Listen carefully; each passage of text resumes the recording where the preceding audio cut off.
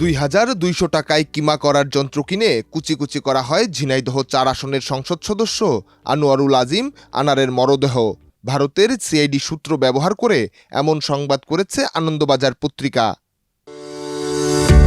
MP আনার হত্যাকাণ্ডের ঘটনায় সিয়াম কলকাতার নিউ মার্কেট থেকে ২,২০০ টাকা দিয়ে কিমা মারানোর যন্ত্র কিনেন।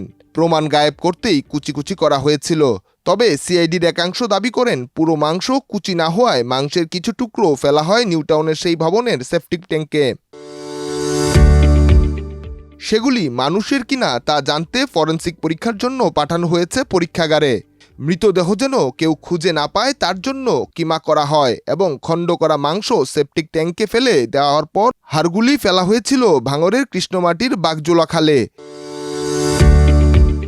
তদন্তে সিয়ামকে সঙ্গে নিয়ে সিআইডি ওই স্থান থেকে ২০টি মানুষের হাড় উদ্ধার করেছে। সেগুলো ডিএনএ পরীক্ষার জন্য পাঠিয়েছেন তদন্তকারীরা। ডেস্ক রিপোর্ট, দেশ রূপান্তর।